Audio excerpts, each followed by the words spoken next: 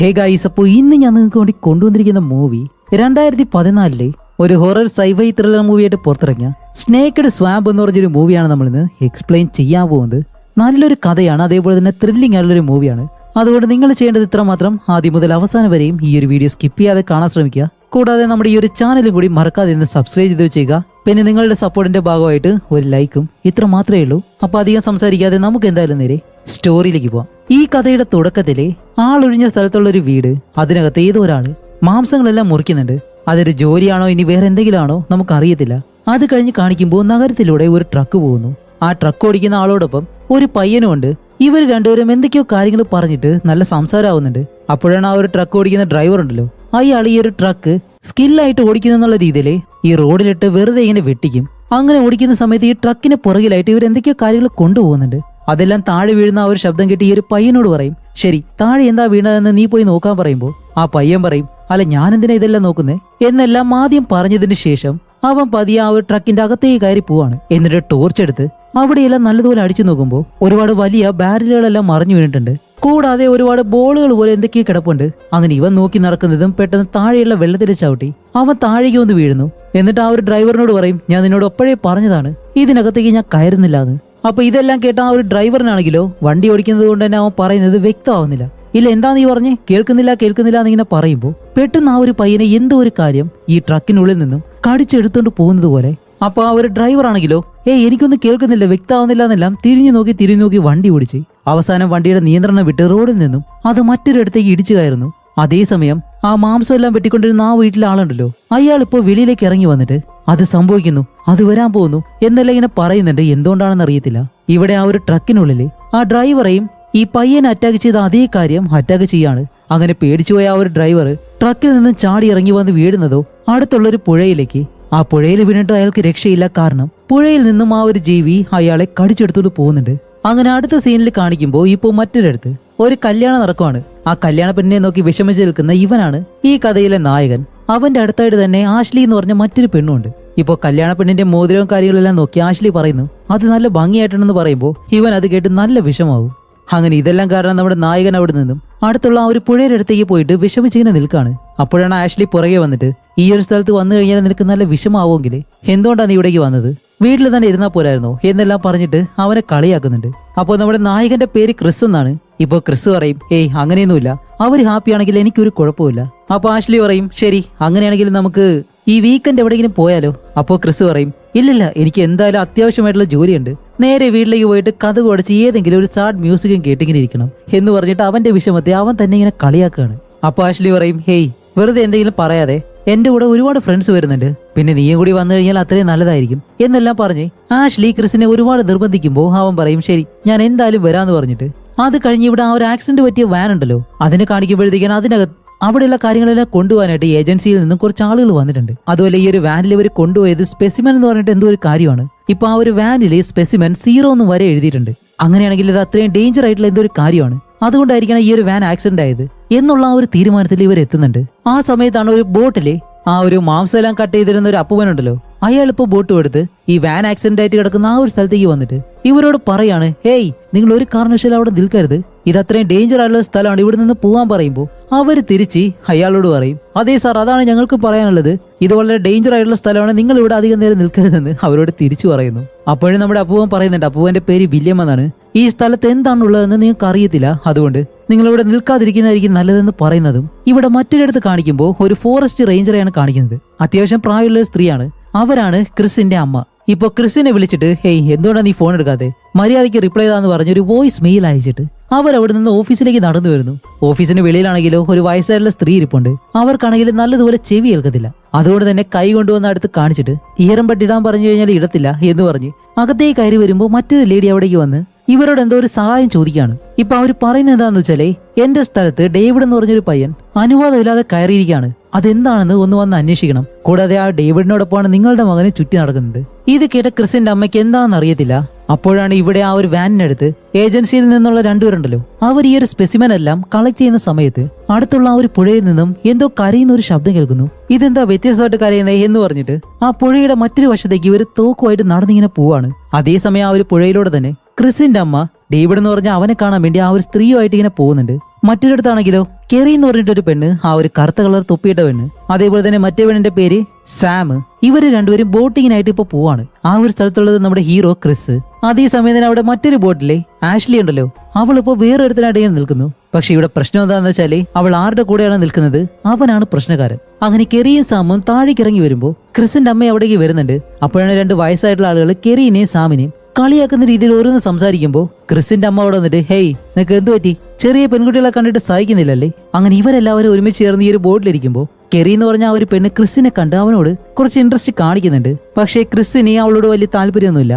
അപ്പോഴാണ് അവിടേക്ക് ക്രിസിന്റെ അമ്മ വരുന്നത്. അപ്പൊ കെറി എന്ന് പറഞ്ഞ ആ ഒരു പെണ്ണാണെങ്കിലോ നമ്മുടെ ക്രിസിനെ നോക്കി, അല്ല ആവശ്യമില്ലാതെ നീ എന്തിനാ അവളുടെ കല്യാണത്തിനൊക്കെ പോയെ എന്ന് പറഞ്ഞിട്ട് ക്രിസിനെ കളിയാക്കും. അപ്പോഴാണ് ക്രിസ് അവന്റെ അമ്മ അവിടെ നിൽക്കുന്ന കാര്യം കണ്ട്, അല്ലമ്മ അമ്മ എന്തിനാ ഇവിടേക്ക് വന്നേ? രാവിലെ മുതൽ ഞാൻ നിന്നെ വിളിക്കുന്നു, നീ ഫോൺ എടുക്കുന്നില്ല. പിന്നെ നീ ആ ഒരു കല്യാണം അറ്റൻഡ് ചെയ്യാൻ പോയെന്ന് പറഞ്ഞു, അവിടെ എന്താ സംഭവിച്ചേ? ഓക്കെ, എന്ത് തന്നെ ആയാലും കുഴപ്പമില്ല. അല്ല ഇത് ആരുടെ ബോട്ടാ? അത് ഡേവിഡിന്റെ ബോട്ടല്ലേ? അതെ, എന്ത് പറ്റി? രാവിലെ മുതൽ അവനെ പറ്റിയുള്ള കംപ്ലൈന്റ് ആണ് എന്റെ ഓഫീസിൽ വരുന്നത്. പിന്നെ വെടിമരുന്നെല്ലാം ഉപയോഗിച്ചിട്ട് മീനെല്ലാം പിടിക്കുന്നു എന്നുള്ള കാര്യങ്ങളൊക്കെ ഞാൻ കേട്ടു. അത് നീ ചെയ്യുന്നുണ്ടോ എന്ന് ചോദിക്കുമ്പോൾ ക്രിസ് പറയും, ഇല്ലമ്മ ഞാൻ അങ്ങനെയൊന്നും ചെയ്യുന്നില്ല. എന്തോ ആവട്ടെ, എന്തായാലും സൂക്ഷിച്ചു പോയിട്ട് വാ. അറിയാലോ ഈ ഒരു സ്ഥലം വളരെ ഡേഞ്ചറാണ് എന്ന് പറഞ്ഞ ആ ഒരു പുഴയിലേക്ക് നോക്കുമ്പോൾ അതിനകത്ത് മുതലകളും ഉണ്ട്.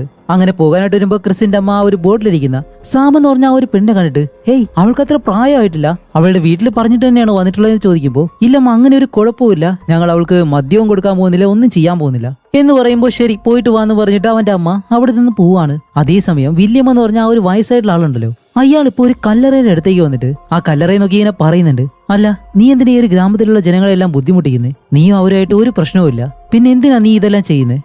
അതുകൊണ്ട് നീ ഇത് നിർത്തിയേ മതിയാവൂ എന്ന് പറഞ്ഞ് ആകാശത്തേക്ക് നോക്കിയിട്ട് ആ ഒരു സൂര്യ വെളിച്ചം കണ്ടിട്ട് പറയും, ഓക്കെ നീ ഇത് നിർത്തിയില്ലാന്നുണ്ടെങ്കിൽ ഇത് വലിയൊരു യുദ്ധത്തിലേ അവസാനിക്കത്തുള്ളൂ എന്നെല്ലാം ബന്ധമില്ലാത്ത എന്തൊക്കെ കാര്യങ്ങൾ അയാൾ പറയുന്നുണ്ട്.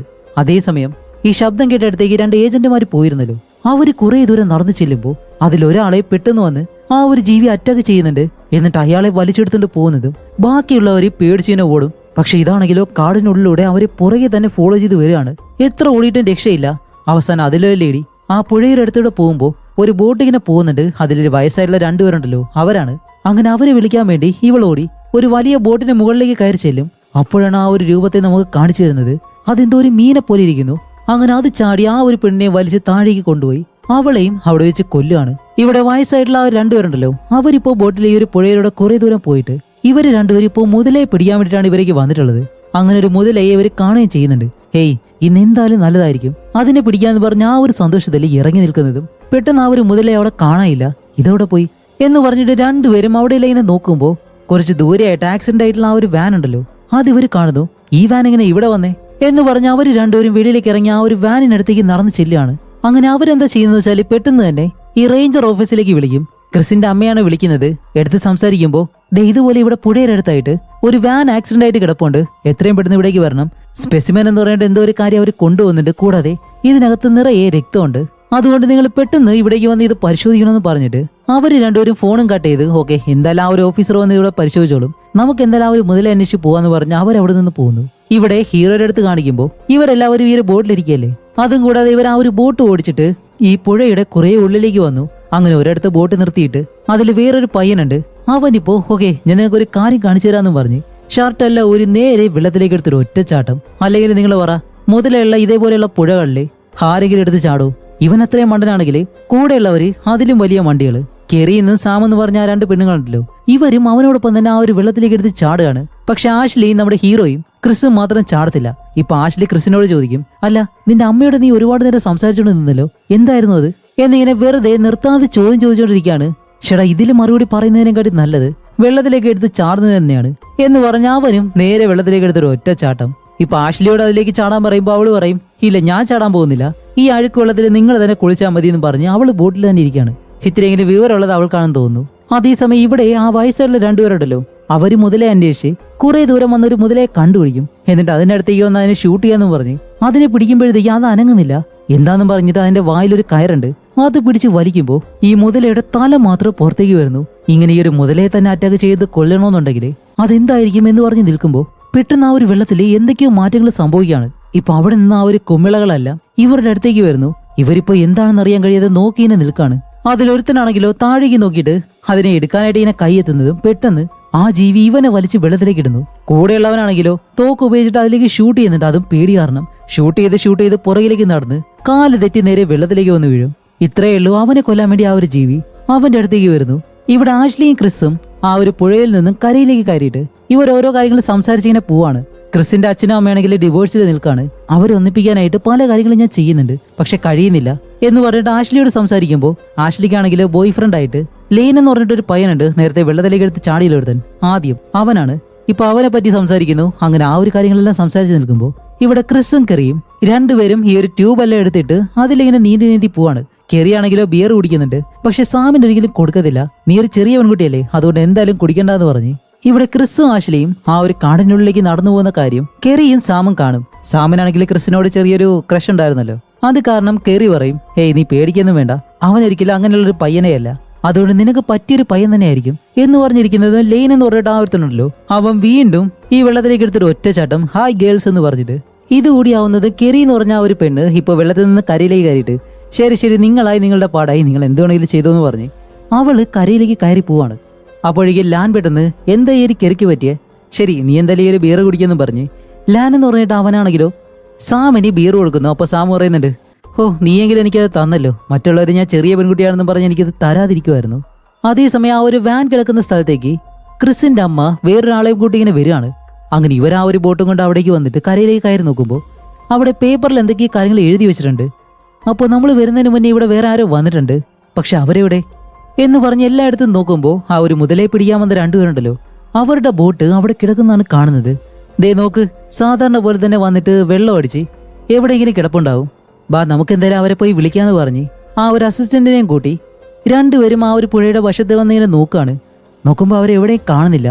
അപ്പോഴാണ് അതിലൊരാളുടെ ശരീരം വെള്ളത്തിൽ പോയി കിടക്കുന്ന കണ്ടിട്ട് ക്രിസിന്റെ അമ്മ ഇതെങ്ങനെ സംഭവിച്ചെന്ന് മനസ്സിലാവുന്നില്ല. അപ്പൊ ആ ഒരു അസിസ്റ്റന്റ് ആണെങ്കിലോ ഈ വെള്ളത്തിലേക്ക് നോക്കി നിൽക്കുന്ന സമയത്ത് വെള്ളത്തില് ഈ കുമിളകള് വീണ്ടും പൊങ്ങി വരുന്നു. ഇത് കണ്ട ആ ഒരു അസിസ്റ്റന്റ് വെള്ളത്തിലേക്ക് ഇറങ്ങാനായിട്ട് ഇങ്ങനെ നിൽക്കും. പക്ഷെ പെട്ടെന്ന് അവന്റെ കാല് തെറ്റി വെള്ളത്തിലേക്ക് വന്ന് വീഴുന്നതും ഈ ഒരു ജീവി പെട്ടെന്ന് വന്ന് അവന്റെ കാലിലേക്ക് പിടിക്കും. ഇവനാണെങ്കിലോ തോക്കെടുത്തിട്ട് അതിനെ ഷൂട്ട് ചെയ്യാൻ ശ്രമിക്കുന്നുണ്ട്, പക്ഷെ കഴിയുന്നില്ല. അതിനു മുന്നേ തന്നെ അവന്റെ കാല് കടിച്ചെടുക്കുകയാണ്. ക്രിസിന്റെ അമ്മ ഓടി വന്നിട്ട് അവനെ വലിച്ചെടുക്കാൻ ശ്രമിക്കുന്നുണ്ടെങ്കിലും അവനെ അവരുടെ കൺമുന്നിൽ വെച്ച് വലിച്ചെടുത്തുകൊണ്ട് അങ്ങ് പോകുന്നു. ഇവിടെ കരയിൽ കെറി എന്ന് പറഞ്ഞ ഒരു പെണ്ണ് കാടിനകത്തേക്ക് വന്നിട്ട് ആഷ്ലിനെയും അതേപോലെ തന്നെ ക്രിസിനെയും നോക്കാണ്. രണ്ടുപേരും ഇവിടെ വന്നിട്ട് എവിടെ പോയി എന്ന് പറഞ്ഞിങ്ങനെ നോക്കി നിൽക്കുമ്പോൾ പെട്ടെന്ന് ലെയ്ൻ എന്ന് പറഞ്ഞ അവൻ പുറകിലൂടെ വന്ന് കെറി അങ്ങ് പിടിക്കും. എന്നിട്ട് അവളോട് കുറച്ച് റൊമാൻറ്റിക് ആയിട്ടിരിക്കാണ്ട് ശ്രമിക്കുമ്പോൾ അവൾ പറയും, സോറി കഴിഞ്ഞ തവണ ഞാൻ മദ്യപിച്ചത് കൊണ്ട് എന്തോ അങ്ങനെ സംഭവിച്ചു എന്ന് പറഞ്ഞ് എല്ലാ തവണയും അതുപോലെ ഒരിക്കലും സംഭവിക്കില്ല. ഇവിടെ ആഷ്ലിയും ക്രിസും നടന്നു വരുന്ന സമയത്ത് ആഷ്ലി അപ്പോഴും ചോദിക്കും, സത്യം പറയും നിനക്ക് ആ ഒരു കല്യാണത്തിന് പോയിട്ട് വിഷമം ഉണ്ടായില്ലേ?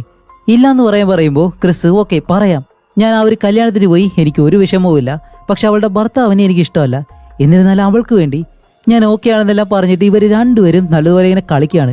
ആ സമയത്താണ് പെട്ടെന്ന് രണ്ടുപേരും അടുത്തേക്ക് വരുമ്പോൾ എന്തോ ഇവർക്ക് രണ്ടുപേർക്കും പെട്ടെന്ന് ആ ഒരു ഫീലിംഗ് വന്നിട്ട് ഒന്നും സംഭവിക്കുന്നില്ല, രണ്ടുപേരും പിരിഞ്ഞങ്ങ് പോവാണ്. അപ്പോഴാണ് നമ്മുടെ ക്രിസ് നോക്കുമ്പോൾ വെള്ളത്തിൽ സാമു മാത്രം ഒറ്റയ്ക്ക് തന്നെ ഇരിക്കുന്നു. അവൾ വിചാരിക്കുന്ന എന്താണ്, ബാക്കിയുള്ളവരെല്ലാം അവളെ വിട്ടിട്ട് പോയെന്നാണ്. ഇപ്പൊ ക്രിസ് നോക്കുമ്പോൾ കാണുന്നത് എന്താണെന്ന് വെച്ചാൽ വെള്ളത്തിലൂടെ എന്തോ ഒരു കാര്യം അവളുടെ അടുത്തേക്ക് വരുന്നു. അവൾ അത് അറിയുന്നില്ല. പെട്ടെന്നാണ് അവളുടെ പുറകിലൂടെ അത് വന്നിട്ട് അത് ആ ഒരു വയസ്സായിട്ടുള്ള രണ്ടുപേരുണ്ടല്ലോ അതിലൊരാളാണ് പ്ലീസ് എന്നെ രക്ഷിയെന്ന് പറഞ്ഞ് ഇങ്ങനെ കരയുന്നതും ഈ ശബ്ദം കേട്ട് ബാക്കി എല്ലാവരും അവിടേക്ക് ഓടി വരും. ഇപ്പൊ ഇയാൾക്ക് എന്ത് സംഭവിച്ചെന്ന് അറിയാൻ കഴിയാതെ ഇവരെന്താ ചെയ്യുന്നത് വെച്ചാൽ ഓക്കെ എന്തായാലും ഇയാളെ ഹോസ്പിറ്റലിലേക്ക് കൊണ്ടുപോകണം, ബോട്ടിലേക്ക് കയറ്റാൻ പറയുമ്പോൾ ലെയ്ൻ എന്ന് പറഞ്ഞാൽ അവൻ പറയും, ഇയാളെ ഇന്ന് എൻ്റെ ബോട്ടിൽ കയറ്റാൻ കഴിയത്തില്ല എന്ന് പറയുമ്പോൾ സാമ് മര്യാദയ്ക്ക് അയാളെ ബോട്ടിൽ കയറ്റിക്കോ എന്ന് പറഞ്ഞിട്ട് ഇവർ ആ ഒരു റേഞ്ചർ ഓഫീസിലേക്ക് വിളിക്കുന്നുണ്ട്. പക്ഷെ അവിടുത്തെ ആ ഒരു അമ്മമ്മ ആ ഒരു ഇയറിംഗ് ഹെഡ്സെറ്റ് ചെവിയിൽ വെക്കാത്തത് കൊണ്ട് തന്നെ ബെല്ലടിക്കുന്ന സൗണ്ട് പോലും അവർ കേൾക്കുന്നില്ല. അങ്ങനെ ഇയാളെ ബോട്ടിലെടുത്തുമ്പോൾ അയാളിപ്പോൾ നോർമലായിട്ടൊരു അവസ്ഥയിലേക്ക് വന്നിട്ട് ഇവരോട് പറയുന്നുണ്ട്, നമ്മളെ അറ്റാക്ക് ചെയ്യാനായിട്ട് ഈ ഒരു വെള്ളത്തിൽ എന്തോ ഒരു കാര്യമായിട്ട് അതൊരിക്കലും ഒരു പാമ്പല്ല, മുതലയല്ല, വലിയൊരു മീനല്ല, എന്താണെന്ന് അറിയത്തില്ല എന്ന് പറയുമ്പോൾ ലെയ്ൻ ഇത് കേട്ട് ഒന്നും മിണ്ടായിരിക്കാൻ കഴിയോ, മദ്യ കഴിച്ച് എന്തെങ്കിലുമൊക്കെ ഇങ്ങനെ വിളിച്ചു പറയുന്നു, നിങ്ങൾ കാരണം ഇപ്പോൾ ഞങ്ങളുടെ നല്ലൊരു വീക്കെൻഡാണ് നഷ്ടപ്പെടാൻ പോകുന്നത് എന്നെല്ലാം പറയുമ്പോൾ ലെയ്നും അയാളും തമ്മിൽ നല്ല വഴക്കാവും. ബാക്കിയുള്ളവരും പറയുന്നുണ്ട് നിന്റെ ബോട്ട് തന്നെയാണ്, എന്നിരുന്നാലും ഒരാളുടെ ജീവൻ നമുക്ക് രക്ഷിക്കണ്ടേ. അപ്പോൾ ഇത് കേട്ട് നമ്മുടെ ക്രിസ് പെട്ടെന്ന് ഓക്കെ ലെയ്ൻ ഇപ്പോൾ നീ എന്താ ചെയ്യേണ്ടതെന്ന് വെച്ചാൽ ഞങ്ങളെല്ലാവരെയും കരയിലേക്ക് കൊണ്ടുവിടും, എന്നിട്ട് നിന്റെ വീക്കെൻഡ് നഷ്ടപ്പെടാതിരിക്കാൻ വേണ്ടി നീയും ആഷ്ലിയും ഇവിടെ തന്നെ നിൽക്കാൻ പറയുമ്പോൾ ഇത് കേട്ട ആഷ്ലി പറയും, ഇല്ലില്ല ഞങ്ങളെല്ലാവരെയും കരയിലേക്ക് തന്നെ വിടണം, എനിക്ക് നിന്നോടൊപ്പം വരാനായിട്ട് താല്പര്യമില്ല, കാരണം നീ നിന്റെ ബോട്ട് കെട്ടിപ്പിടിച്ച് ഇവിടെ ഇരുന്നു. അപ്പോഴാണ് പെട്ടെന്ന് ഈ ഒരു മോൺസ്റ്റർ ഉണ്ടല്ലോ അത് വെള്ളത്തിലൂടെ പോകുന്നത് കണ്ട് ആ ഒരു അപ്പൂപ്പൻ ഇവരെ കൈ ചൂണ്ടി ഇങ്ങനെ കാണിച്ചു കൊടുക്കുന്നുണ്ട്. പക്ഷെ അപ്പോഴും അത് കണ്ടിട്ട് ലീൻ ഇവരെ കളിയാക്കുന്ന രീതിയിൽ കെല്ലിയെ പിടിച്ച് തള്ളിവിടാനായിട്ട് ശ്രമിക്കും. അപ്പോൾ അവൾ വിട്ടുന്ന നിനക്കെന്താ ഭ്രാന്താണെന്ന് ചോദിക്കുമ്പോൾ ഇത് കണ്ട ആ ഒരു അപ്പൂപ്പൻ ഓടി വന്നിട്ട് ഈ ഒരു ബോട്ട് സ്റ്റാർട്ട് ചെയ്യാൻ ശ്രമിക്കുന്നതും ലീൻ വന്നിട്ട് അയാളെ തടയാണ്, നിങ്ങൾ എന്റെ ബോട്ടിൽ കൈ വയ്ക്കുന്നു. അപ്പൊ അയാൾക്ക് ദേഷ്യം വന്ന് ലീനിന് ഒരു ഒറ്റയടി, അവനടി കൊണ്ട് താഴേക്ക് വീണിട്ട് അവൻ എഴുന്നേറ്റ് തിരിച്ച് അയാളെ പിടിച്ചൊരു ഒറ്റത്തള്ളു. ഇയാൾ പുറകിലേക്ക് വന്ന് നമ്മുടെ സാം ഉണ്ടല്ലോ അവളെ തള്ളി അങ്ങ് വെള്ളത്തിലേക്കിടും. സത്യത്തിൽ ആ ഒരു മോൺസ്റ്ററും അവിടെ തന്നെയായിരുന്നു ഉണ്ടായിരുന്നത്. പാവം നമ്മുടെ സാം രക്ഷപ്പെടാൻ ശ്രമിക്കുന്നുണ്ടെങ്കിലും അവൾക്ക് കഴിയുന്നില്ല. അതിനു മുന്നേ തന്നെ ആ മോൺസ്റ്ററുകൾ അവളെ കൊല്ലുകയാണ്. ഇതുകൂടി കണ്ട ലൈനാണെങ്കിൽ ഇപ്പൊ പേടിച്ചിട്ട് ഓടി വന്ന് ബോട്ട് സ്റ്റാർട്ട് ചെയ്യാനായിട്ട് ശ്രമിക്കുകയാണ്. പക്ഷെ അതിന്റെ പ്രൊപ്പല്ലറിലെ ഈ ഒരു മോൺസ്റ്റർ കുടുങ്ങിയതുപോലെ രക്തമെല്ലാം വരുന്നുണ്ട്. അതുകൊണ്ട് തന്നെ ബോട്ട് സ്റ്റാർട്ട് ആവുന്നില്ല. ഇനി എന്തായാലും ഇവർക്ക് ഇവിടുന്ന് രക്ഷപ്പെട്ട് പോകാനായിട്ട് കഴിയത്തില്ല. അതേസമയം ഇവിടെ ക്രിസിന്റെ അമ്മ നല്ല വേഗതയിൽ തന്നെ തിരിച്ച് ഓഫീസിലേക്ക് വരികയാണ്. അവിടെ ചെല്ലുമ്പോഴത്തേക്കാണ് അവിടെ പുതിയൊരാളുണ്ട്. അവന്റെ പേര് മാർക്ക് എന്നും അവൻ്റെ ഒരു പോലീസുകാരനാണെന്നും പറയും. ഇവിടെ അടുത്തായിട്ടൊരു ഡെലിവറി ട്രക്ക് വന്നിരുന്നല്ലോ, അത് ആക്സിഡന്റ് സംഭവിച്ചു, അതിനെപ്പറ്റി സംസാരിക്കാനാണ് ഞാൻ വന്നതെന്ന് പറയുമ്പോൾ പെട്ടെന്ന് ഈ ഒരു ഓഫീസിനകത്തേക്ക് മറ്റൊരാൾ കയറി വന്നിട്ട് അല്ല നിനക്ക് കുഴപ്പമൊന്നുമില്ല ഓക്കെ അല്ലേ എന്ന് ചോദിക്കുമ്പോൾ ഇത് വേറെ ആരുമല്ല നമ്മുടെ ഹീറോയുടെ അച്ഛനാണ്. അപ്പോൾ മാർക്ക് പറയും ശരി നിങ്ങൾ എന്ത് വേണമെങ്കിലും ആയിക്കോ മേഡം, എനിക്ക് നിങ്ങളോട് മാത്രം ഒന്ന് സംസാരിക്കണം എന്ന് പറഞ്ഞിട്ട് അവരെ വിളിക്കുന്നതും ഇവിടെ വില്യം എന്ന് പറഞ്ഞിട്ട് ആ ഒരു അപ്പൂപ്പനെ കാണിക്കുമ്പോൾ ആ ഒരു കല്ലറയുടെ അടുത്ത് തന്നെയാണ് അയാൾ നിൽക്കുന്നത്. എന്നിട്ട് അതിന് മുകളിൽ വെച്ച് എന്തൊക്കെയോ പൂജയും കാര്യങ്ങളൊക്കെ ചെയ്യുന്നുണ്ട്. അത് കഴിഞ്ഞ് അയാൾ ആ ഒരു കല്ലറ തുറന്നു നോക്കുമ്പോൾ അതിനകത്തൊന്നുമില്ല. അപ്പോൾ അപ്പൂപ്പൻ പറയും അല്ല നീ എവിടെയാ പോയത് എന്നിങ്ങനെ ചോദിക്കും. അതേസമയം ഇവിടെ മാർക്കാണെങ്കിലോ മാർക്ക് അവരോട് പറയുന്നത് ഇവിടെ ഡെലിവറിക്കായിട്ട് വന്ന ആ ഒരു ട്രക്കില്ലേ, ആ ട്രക്കിനുള്ളിൽ ഉണ്ടായിരുന്നത് ജനറ്റിക്കലി മോഡിഫൈ ചെയ്ത ഒരു പാമ്പിന്റെ തലയുള്ള മീനാണ്.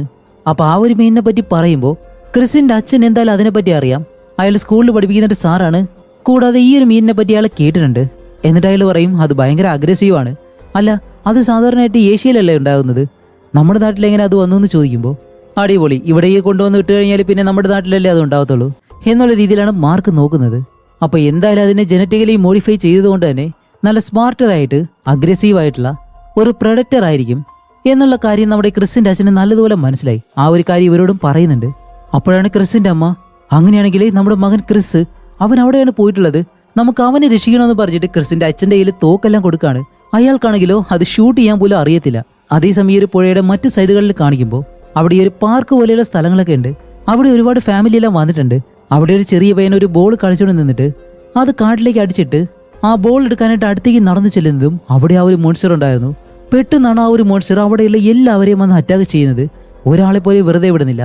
കൂടാതെ അവിടെയുള്ള ക്യാമറയിൽ ഈ ഒരു മോൺസ്റ്ററിനെ നല്ലതുപോലെ കാണുന്നുണ്ട്.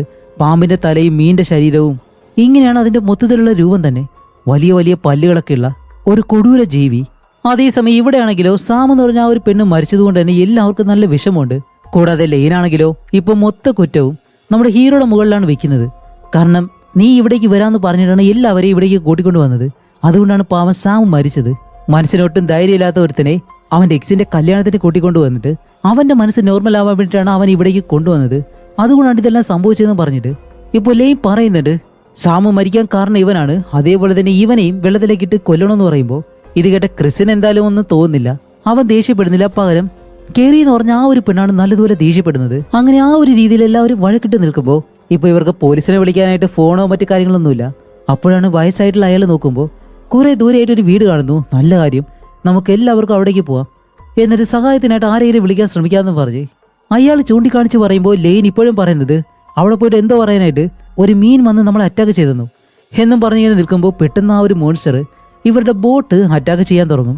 ഇപ്പൊ ആ ഒരു ബോട്ട് മോൺസ്റ്റർ ഡാമേജ് ചെയ്യുന്നത് കൊണ്ട് തന്നെ അതിനുള്ളിലേക്ക് വെള്ളം കയറുകയാണ്. ഇത് കണ്ട ലാനാണെങ്കിലോ ഹേയ് എൻ്റെ കയ്യിൽ കുറച്ച് കാര്യങ്ങളുണ്ട് എന്ന് പറഞ്ഞ് കുറച്ച് വെടിമരുന്നുകൾ ഇങ്ങനെ കാണിച്ചു കൊടുക്കുമ്പോൾ ഇപ്പോഴാണ് നമ്മുടെ ഹീറോയ്ക്ക് മനസ്സിലാവുന്നത് ആ ഒരു മീനുകളെല്ലാം കൊന്ന് ഈ വെടിമരുന്ന് ഉപയോഗിച്ചിട്ട് മീനുകളെല്ലാം പിടിക്കുമല്ലോ, അത് ചെയ്യുന്നത് ഇവൻ തന്നെയാണ്. അതേസമയം തന്നെ ഈ ഒരു പുഴയുടെ മറ്റൊരു വശത്ത് ഒരാൾ മീൻ പിടിച്ചുകൊണ്ട് നിൽക്കുകയാണ്. പെട്ടെന്ന് അയാളുടെ ചൂണ്ടയിലൊരു മീൻ കുടുങ്ങിയിട്ട് അയാൾ അതിനെ വലിച്ച് ബോട്ടിലേക്കിട്ട് ഇപ്പൊ ആ ഒരു മീനിനെ എടുത്ത് ടേബിളിലേക്ക് വെച്ചിട്ട് അതിനെ വെട്ടാൻ വേണ്ടി ഒരു കത്തി എടുക്കുന്നു. എന്നിട്ട് തിരിഞ്ഞു നോക്കുമ്പോൾ ആ മീനിനെ കാണാനില്ല. ഷെടാ പിടിച്ച മീൻ എവിടെ പോയി എന്നും പറഞ്ഞിട്ട് അടുത്തുള്ള വലിയൊരു മൂടി ഇങ്ങനെ തുറക്കുമ്പോഴത്തേക്കും അതിനകത്ത് ഈ ഒരു മീനിനെ കാണുന്നു. അതിനെ എടുക്കാന്ന് പറഞ്ഞ അയാൾ കൈ ഇടുമ്പോൾ പെട്ടെന്ന് ആ ഒരു മീൻ അയാളെ അറ്റാക്ക് ചെയ്യുന്നത് പോലെ, മീനാണോ ഇനി വേറെ എന്തെങ്കിലും ആണെന്ന് അറിയത്തില്ല, അയാൾ എന്തോ അറ്റാക്ക് ചെയ്യുന്നുണ്ട്. ഇവിടെ കാണിക്കുമ്പോൾ നമ്മുടെ ക്രിസിന്റെ അച്ഛനും അമ്മയും ബോട്ടില് അവൻ അന്വേഷിക്കുന്ന പോവാണ്. പക്ഷെ ഇവരെവിടെയാണെന്ന് അറിയത്തില്ലല്ലോ. അങ്ങനെ പോകുമ്പോഴാണ് അവിടെ കരയിലായിട്ടൊരു ബോട്ട് കിടക്കുന്നു. ശരി, ഇവനോട് നമുക്ക് ചോദിക്കാം, ചിലപ്പോൾ ക്രിസ് എവിടെ പോയെന്നുള്ള കാര്യം ഇവൻ കണ്ടു കാണും. അങ്ങനെ ഇവര് കരയിലേക്ക് കയറിയിട്ട് ആ ഒരു ബോട്ടിനടുത്തേക്ക് നടന്നു ചെല്ലുമ്പോൾ ആഹാ കാണുന്ന കാഴ്ച എന്താന്ന് വെച്ചാല് ആ മീൻ പിടിക്കുന്ന അയാളെ ഈ ഒരു വലിയ മീനുണ്ടല്ലോ അത് വിഴുങ്ങിക്കൊണ്ടിരിക്കുന്നു. ഇത് കാണുന്നതും ക്രിസിന്റെ അമ്മ പെട്ടെന്ന് അതിനെ ഷൂട്ട് ചെയ്യും. അതാണെങ്കിൽ ഇപ്പൊ തിരിഞ്ഞ് അടുത്തേക്ക് വരുമ്പോൾ ക്രിസിന്റെ അച്ഛൻ ആ ഒരു തോക്കെടുത്ത് ഷൂട്ട് ചെയ്യാൻ ശ്രമിക്കുന്നുണ്ട്. പക്ഷെ അയാളെ കൊണ്ട് കഴിയുന്നില്ല. കാരണം വേറെ ഒന്നല്ല, സേഫ്റ്റി പിൻ എടുത്ത് മാറ്റിയിട്ടില്ല. ഇപ്പൊ അയാൾക്ക് ഷൂട്ട് ചെയ്യാൻ കഴിയാത്തത് കൊണ്ട് തന്നെ ഈ ഒരു മീൻ വന്ന് അയാൾ അറ്റാക്ക് ചെയ്യാൻ ശ്രമിക്കുമ്പോൾ ക്രിസിന്റെ അമ്മ വീണ്ടും ആ ഒരു മീനിനെ ഷൂട്ട് ചെയ്യുന്നുണ്ട്.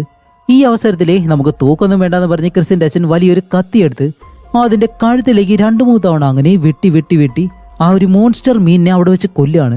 അപ്പോഴാണ് ആ ഒരു സ്ഥലത്തേക്ക് വില്യം എന്ന് പറഞ്ഞ അയാൾ വന്നത്. എന്നിട്ട് ഇവരോട് പറയും, ഹേയ് നിങ്ങൾ അവിടെ എന്താ ചെയ്യുന്നത്, പെട്ടെന്ന് കരയിലേക്ക് കയറാൻ പറഞ്ഞ്. ഇവർ രണ്ടുപേരും കരയിലേക്ക് വരുമ്പോൾ അല്ല നിങ്ങൾ ഇവിടെ എന്താ ചെയ്യുന്നത് എന്ന് വില്യമിനോട് ചോദിക്കുമ്പോൾ വില്യം പറയും, ഈ പുഴയ്ക്ക് ഒരു ശക്തിയുണ്ട്. ഇപ്പൊ ആ ഒരു പുഴയിലെ ശക്തി നമ്മളോട് ദേഷ്യപ്പെട്ടിരിക്കുകയാണ്. അതുകൊണ്ടാണ് ഒരുപാട് ജീവനുകളെ അത് എടുക്കുന്നത് എന്നുള്ള രീതിയിൽ സ്പിരിച്വൽ ആയിട്ടുള്ള ഒരുപാട് കാര്യങ്ങൾ അയാൾ പറയും. അപ്പോൾ ക്രിസിന്റെ അമ്മ പറയും, ശരി എന്തായാലും നിങ്ങൾ ഇവിടെ നിന്ന് പോയിക്കോ, ഇവിടെ അധികം നേരം നിൽക്കണ്ടെന്ന് പറയുമ്പോൾ വില്യം പോകുന്നതിന് മുന്നേ അവരോട് പറയുന്നുണ്ട്, എന്തായാലും നിങ്ങൾ അവളെ കണ്ടുപിടിക്കണം. കാരണം അവൾ ഈ ഒരു ആറിന്റെ നടുവിലത്തെ ഭാഗത്തുണ്ടാവും. അത് കണ്ടുപിടിച്ചില്ല എന്നുണ്ടെങ്കിൽ വലിയ പ്രശ്നമാവുമെന്നും പറഞ്ഞിട്ടാണ് അയാൾ അവിടെ നിന്ന് പോകുന്നത്. അപ്പൊ ഇത് കേട്ടിട്ടും ആ ഒരു അമ്മയും അച്ഛനും ഒരിക്കലും പിന്മാറത്തില്ല. അതാണ് മക്കളെ അത്രയും സ്നേഹിക്കുന്ന അമ്മയും അച്ഛനും.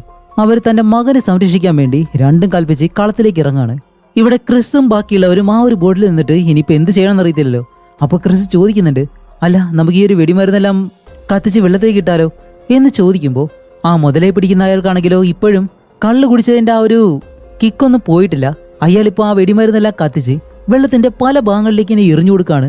അങ്ങനെ എറിഞ്ഞെറിഞ്ഞ അവസാനം ഇയാളുടെ കയ്യിൽ നിന്നും ഒരു വെടിമരുന്ന് നേരെ ആ ഒരു ബോട്ടിലേക്ക് വീഴുന്നതും ഇയാളുടെ കാല് തെറ്റി നേരെ അയാൾ വെള്ളത്തിലേക്ക് വന്ന് വീഴുന്നു. വീഴുന്ന ആ ഒരു താമസം മോൺസ്റ്ററുകൾ അയാളെ കൊല്ലുകയും ചെയ്യുന്നുണ്ട്. ഈ ഗ്യാപ്പില് ബാക്കിയുള്ള എല്ലാവരും ബോട്ടിൽ നിന്ന് ഇറങ്ങി കരയിലേക്ക് ഓടുകയാണ്. അതേസമയം ഇവിടെ ആ ഒരു വില്യം എന്ന് പറഞ്ഞ അപ്പൂപ്പൻ ഇവരാരും പറയുന്നത് കേൾക്കാതെ ആ വാൻ ആക്സിഡന്റ് ആയിട്ടുള്ള സ്ഥലമുണ്ടല്ലോ അവിടേക്കാണ് വരുന്നത്. എന്നിട്ട് ഈ ഒരു പുഴയ്ക്ക് ഒരു സ്പിരിറ്റ് ഉണ്ടെന്ന് പറഞ്ഞല്ലോ, ഒരു ആത്മാവ്, അതിനോട് സംസാരിക്കുന്നത് പോലെ നീ ഇവിടെയാണോ, നീ എന്തുകൊണ്ടാണ് ഇവിടുന്ന് പോവാത്തേ എന്നെല്ലാം പറഞ്ഞ് ആ കരയിലായിട്ട് കിടക്കുന്ന ഒരു തലയോട്ടിയുണ്ട് അതിനോട് നോക്കി ഇങ്ങനെ സംസാരിക്കുന്നു. ഇവിടെ നമ്മുടെ പിള്ളേരാണെങ്കിലോ കാടിനുള്ളിലൂടെ രക്ഷപ്പെട്ടിങ്ങനെ ഓടുകയാണ്. അങ്ങനെ എല്ലാവരും ഓടി വരുമ്പോൾ നമ്മുടെ ക്രിസ് വെട്ടുന്ന താഴേക്ക് വന്ന് വീഴും. അപ്പോൾ ലെയ്ൻ എന്ന് പറഞ്ഞിട്ട് അവനാണ് വന്ന് രക്ഷിക്കുന്നത്. പക്ഷെ അതിന് പുറകെ തന്നെ ആ ഒരു മീനും ആ ഒരു മോൺസ്റ്റർ ഇവരുടെ പിറകെ തന്നെയുണ്ട്. അപ്പോൾ ഇവരുടെ കയ്യിലുള്ള ഒരു ഫ്ലെയർ ഗണ്ണുണ്ട്, അത് വെച്ച് അതിനെ ഷൂട്ട് ചെയ്തിട്ട് എല്ലാവരും ഓടിപ്പോകുന്നത് ആ മുതലയെ പിടിക്കാനായിട്ട് വന്ന അയാളുണ്ടല്ലോ അയാൾ പറഞ്ഞ ആ ഒരു വീടിനകത്തേക്ക് ഓടി അകത്തേക്ക് ചെല്ലുമ്പോൾ ഇത് വേറെ ആരുടെയും വീടല്ല, വില്യം എന്ന് പറഞ്ഞിട്ട് അയാളുണ്ടല്ലോ അയാളുടെ വീടാണ്. പക്ഷെ അകത്തേക്ക് ചെന്നിട്ട് വേറെ ആരെങ്കിലും കോണ്ടാക്ട് ചെയ്യാനോ അങ്ങനെയുള്ള ഒരു സൗകര്യങ്ങളും അതിനുള്ളിൽ ഇല്ല. അങ്ങനെ ഇവരെല്ലാവരും അകത്തേക്ക് കയറിയിട്ട് ആ ജനാല വഴി പുറത്തേക്ക് നോക്കുമ്പോൾ ആ പുഴയിൽ നിന്നും ഒരുപാട് മോൺസ്റ്റർ മീനുകൾ അകത്തേക്ക് കയറി വരുന്നുണ്ട്.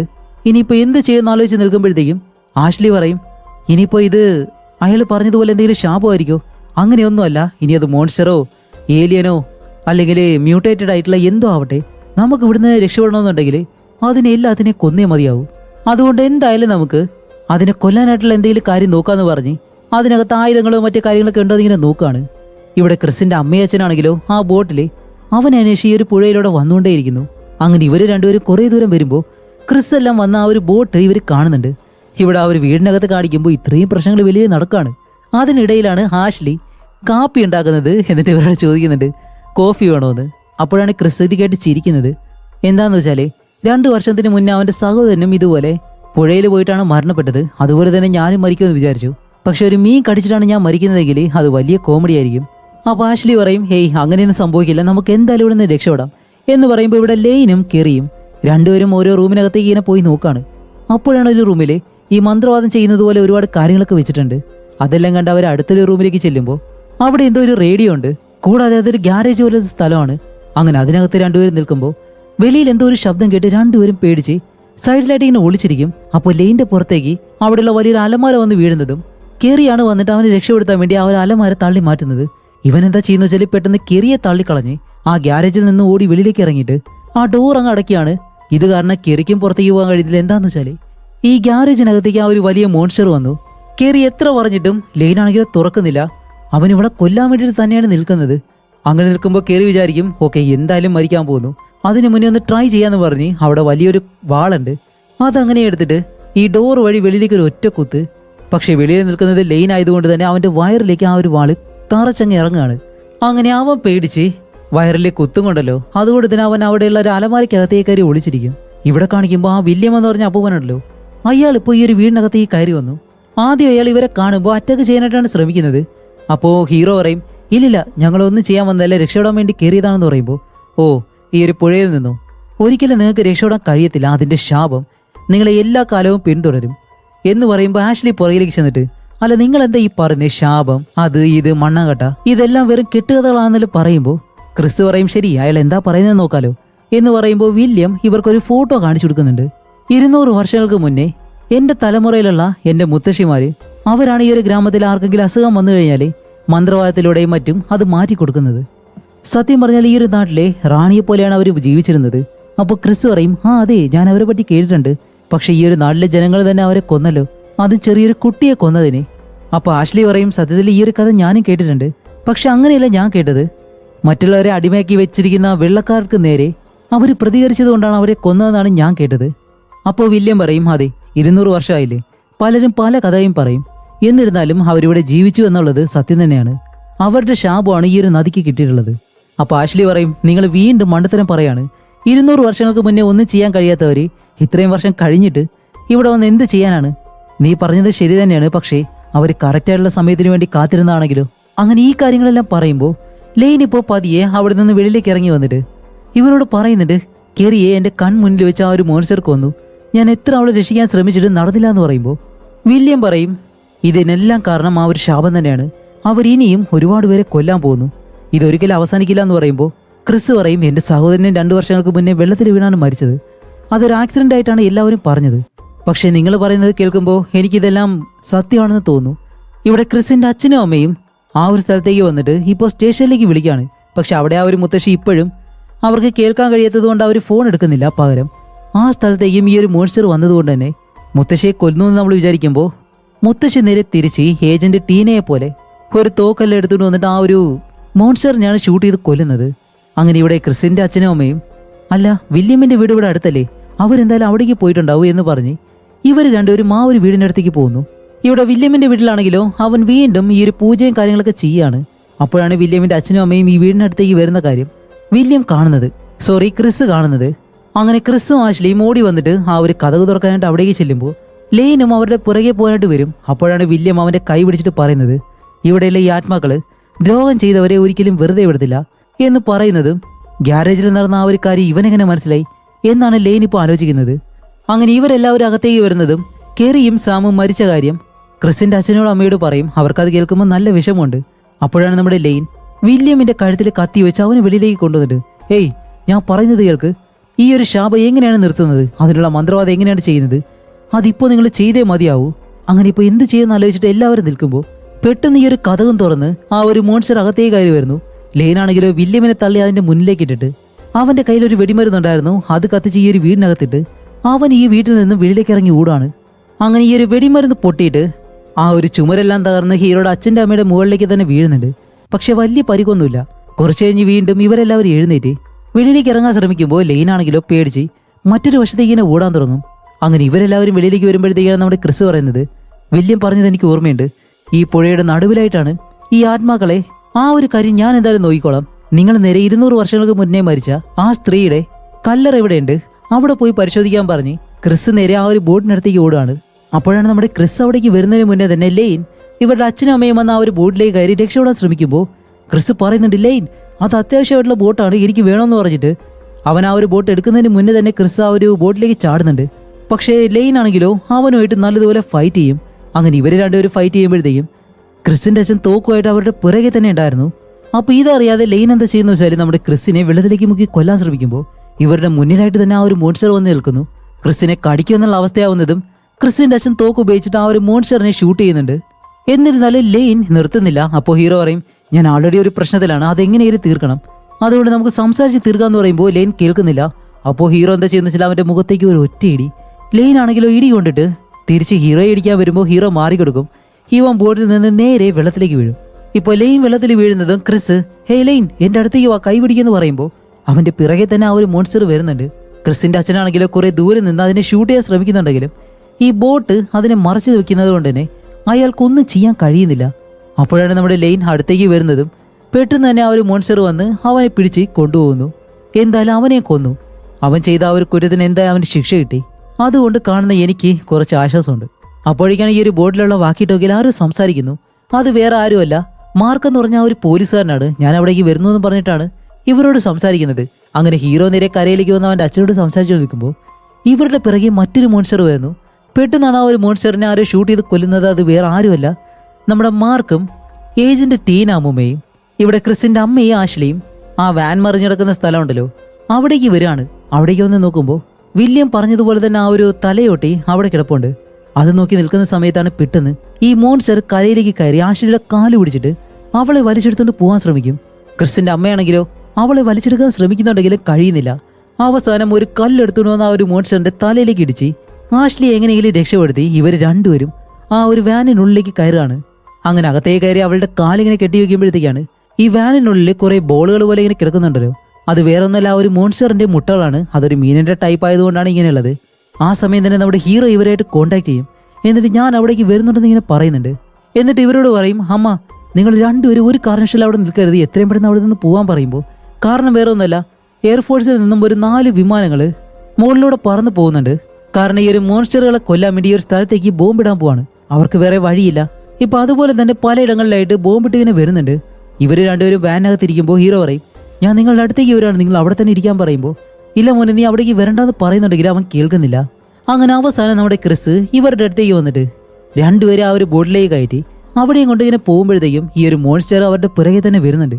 അപ്പോൾ ക്രിസ് പറയും, ഇതിനെന്താണ് ചെയ്യേണ്ടതെന്ന് എനിക്കറിയാം എന്ന് പറഞ്ഞിട്ട് നല്ല വേഗത്തിൽ തന്നെ ബോട്ട് നിർത്താതെ സ്പീഡിന് പോകുന്നുണ്ട്. ഈ മോൺസ്റ്റർ ആണെങ്കിലും ഇവരുടെ പിറകെ തന്നെ വന്ന് അവസാനം ഇവരെ ലെയിൻ മരിച്ചുപോയ ആ ഒരു സ്ഥലത്തേക്ക് വന്നിട്ട് ബോട്ട് ഇടിച്ച് കരയിലേക്ക് കയറ്റുന്നതും ഇവിടെ നമ്മുടെ ഹീറോയുടെ അച്ഛൻ, അതേപോലെ തന്നെ മാർക്ക്, ആ ഒരു അമ്മുമ്മ, ഇവരെല്ലാവരും തോക്കുമായിട്ട് നിൽക്കല്ലേ. ഇപ്പൊ ഇവരെല്ലാവരും അതിനെ ഷൂട്ട് ചെയ്യുമ്പോഴത്തേക്കും അത് അത്രയും വലിയൊരു മോൺസ്റ്ററാണ്, പെട്ടെന്നൊന്നും മരിക്കുന്നില്ല.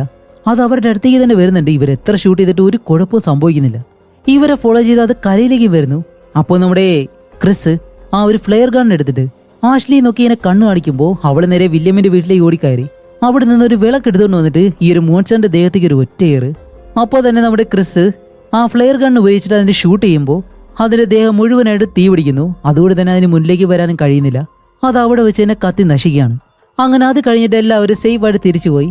നമ്മുടെ ക്രിസിന്റെ അച്ഛനും അമ്മയും ഡിവോഴ്സ് ചെയ്യാനായിട്ട് നിൽക്കുമായിരുന്നല്ലോ, അവർ രണ്ടുപേരും വീണ്ടും ഒന്നിച്ചു. ആഷ്ലിയും ക്രിസും അവർ രണ്ടുപേരും ഒന്നിക്കുകയും ചെയ്തു.